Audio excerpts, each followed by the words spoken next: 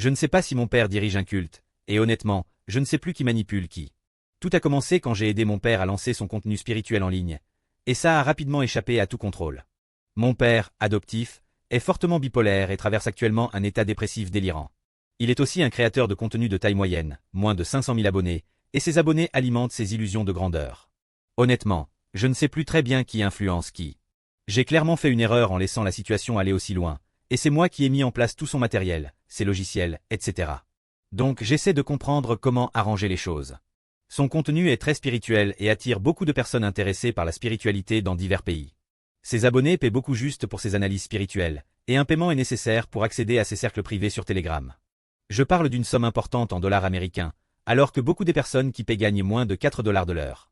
Je le sais parce que ses abonnés lui racontent beaucoup de choses personnelles et confient leurs insécurités, selon son protocole.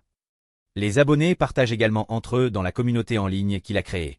Cela inclut des discussions profondes sur des théories, l'IA, la crypto, les esprits, vous voyez le genre.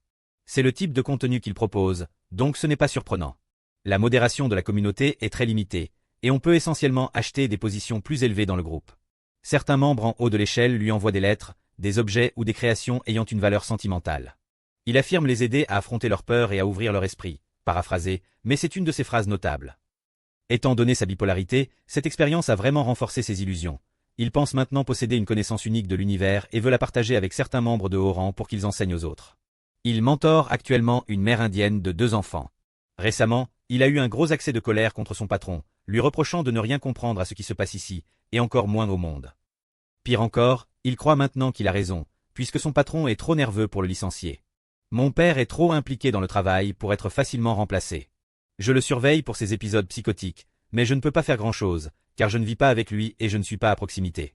Mon frère m'a dit qu'ils avaient dû exclure une femme de 30 ans de la communauté parce qu'elle envoyait des messages privés à une enfant de 12 ans sur des sujets spirituels.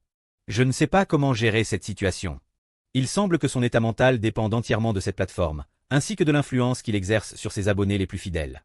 Il a été proche de l'hospitalisation à plusieurs reprises pour comportements violents, mais il a toujours évité l'hospitalisation, ce qui explique pourquoi il possède encore une autorisation pour posséder une arme.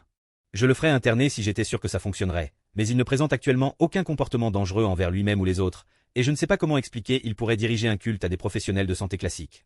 Est-ce que je devrais essayer de communiquer individuellement avec ses abonnés? J'ai un peu peur qu'ils informent mon père si je le fais.